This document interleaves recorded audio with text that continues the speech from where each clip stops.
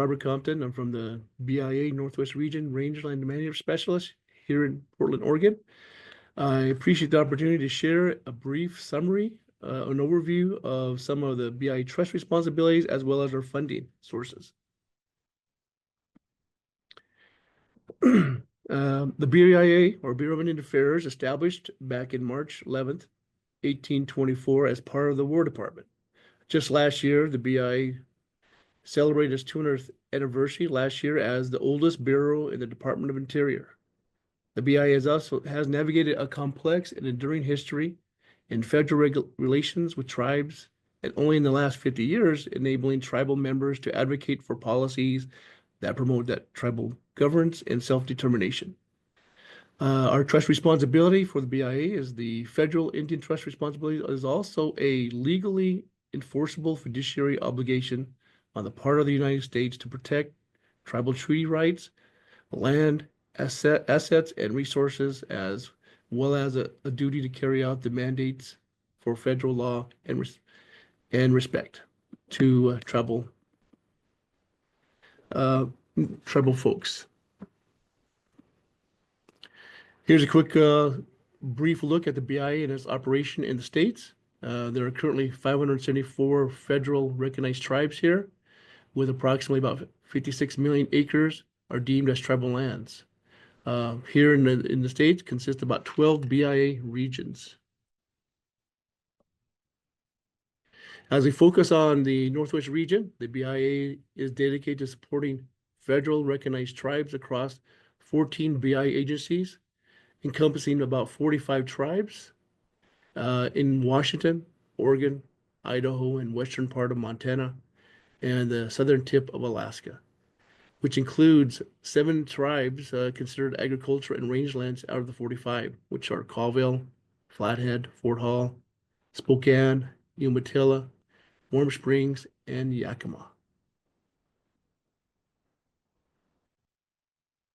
For BIA funding, one of the primary goals is to support tribes in transferring programs, services, and functions under the Indian Self-Determination Education Assistance Act, which was enacted in 1975.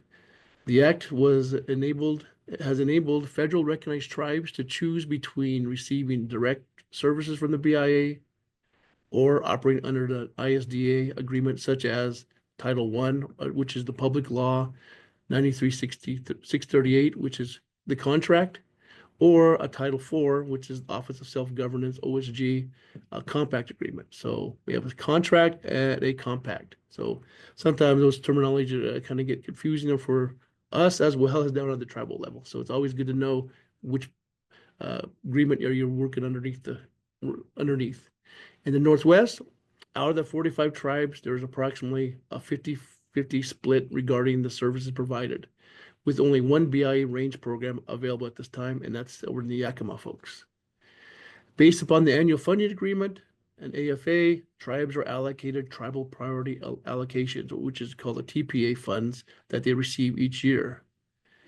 Additionally, tribes can apply for further funding beyond the annual funding agreement through grants such as the annual BI Fishery, Wildlife, and Recreational Endangered and Invasive Species funding. However, these funds are non-recurring and competitive among tribes.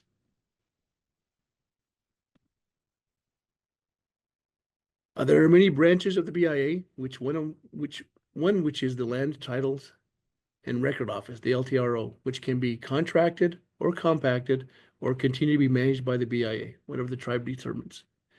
The LTR oversees the complex landscape of land ownership and status on reservations, which is illustrated by the checkerboard ownership patterns seen on the reservation maps.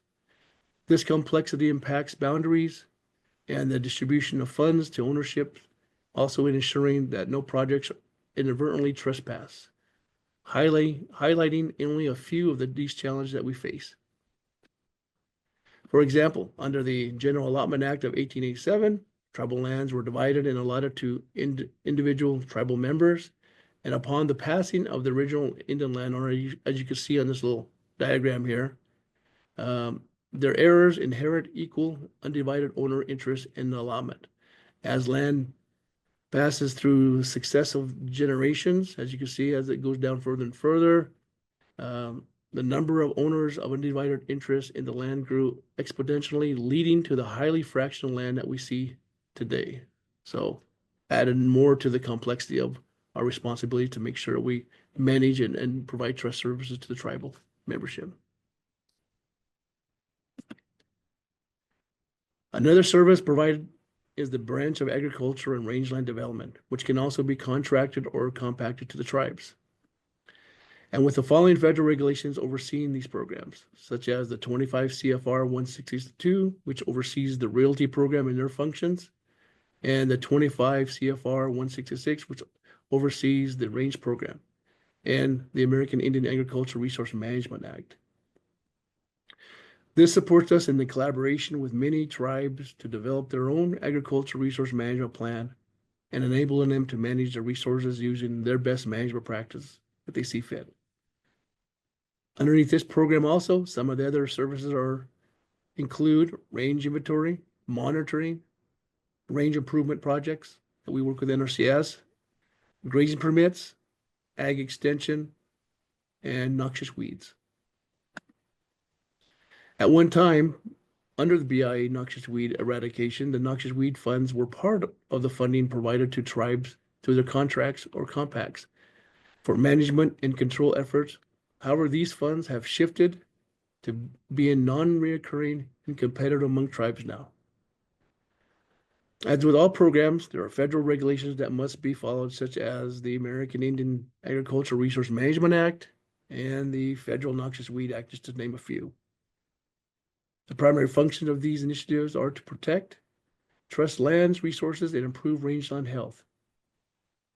This collaboration with tribes focus on the eradication of noxious weeds that threaten native ecosystems and agricultural productivity. It is essential to work in partnership with local county weed boards to effectively manage and eradicate noxious weeds on both sides of the fences. So being involved with your county boards is pretty important down at the ground level.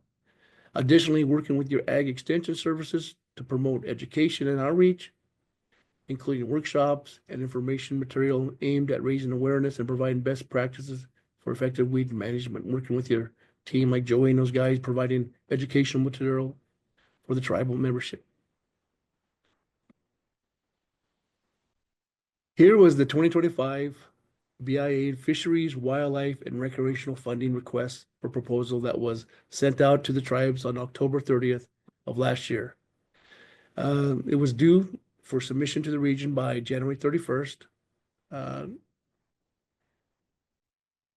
allocation of competitive non-recurring project funding is distributed across these 4 different programs. One was the endangered species, which allocated $6 million. Invasives allocated $12 million. Hatchery maintenance $9 million, and tribal youth $1.5 million. And this is across all in the country here in the States. Proposal consisted of the basics, including the scope of work, an outline of the budget, and required a natural resource or executive director signature at this time to support the project. It is important to note that in the future, we're talking about requiring a tribal resolution to be submitted with these proposals. And these are pretty important also as you go through and start looking at the RFP. If you have any questions, don't hesitate to contact their regional representative to ensure you are following the correct process to make sure that what's being required or answered is being addressed in your proposal. Once those come to the regions review and rank all proposals, and then we submit them to central office. Usually takes about a month to do that. So we submitted ours to central office around the end of February. Central office pretty much does the same, review all the proposals that the region sent out to them. And hopefully, in a perfect world, we have those projects awarded, or at least know who's been awarded by the end of this month or the beginning of May.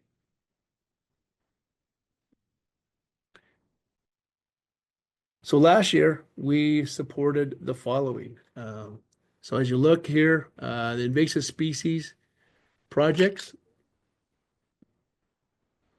Hold on, let me just take a look so I can see a little better. We received 24 proposals, about $2.4 million of projects. Well, we were only able to award 21 tribal proposals at 2.2 million to treat and manage invasive species such as the northern pike, obviously the European green crab, and flowering rush. The invasive species, for the noxious weed side, the terrestrial side, we received 11 proposals and awarded all 11 proposals that we received at 1.1 million. They target like yellow star thistle, Dalmatian toadflax, and knapweed, and many other terrestrial species. So we awarded about 32 invasive tribal proposals at about $3.8 million last year. Endangered species, since I oversee that program as well, I received about 30 proposals, about 2.8, and awarded 27 tribal proposals, about 2.6 million, targeting northern spotted or protecting northern spotted owl, Canadian lynx, and Chinook salmon. Number 4 is the non-base funds, awarded 6 tribal proposals, about 456,000, and that funds is more specific for developing invasive species or weed management plans. So we can talk a little more about that as we go forward.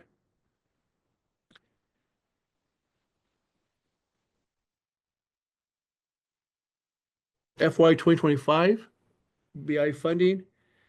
The new administration policy has frozen a lot of the federal funding, have been suspended until further notice. But however, this funds that we receive from the Fish and Wildlife Service is still a go, what I'm hearing.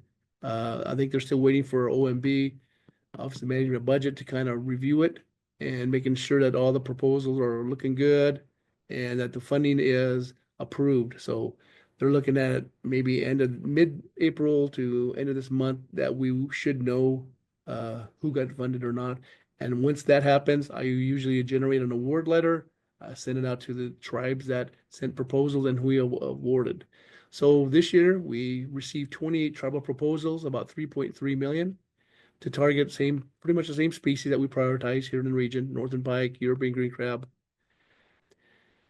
Also, for the invasive species, like I said, this is the terrestrial side. We received 11 tribal proposals again this year, about 958,000, targeting all other terrestrial species. Total projects we received this year, 45 tribal proposals, about 4.3 million. So like I said, we're waiting for central office to get the thumbs up from OMB, and hopefully by this week or next week, we will know who has been awarded. I'll generate an award letter out and send them out to you guys. The endangered species, we received about 26 tribal proposals, about 2.4. And for the non-base funds, we received 2 tribal proposals so far, about 163,000. So by saying all that, like I said, we're still working with our central office on making sure that we are rallying for our funds and to get our funds allocated to the tribes and on the ground. So hopefully that we will see soon on that. So other than that, that's pretty much for our invasive species and endangered species projects here in the region. So I include Ashton Harp. She kind of works with me on the endangered species, the European green crab side of the projects. So if you have any questions with her on those, don't hesitate to reach out to her as well. So other than that, any questions?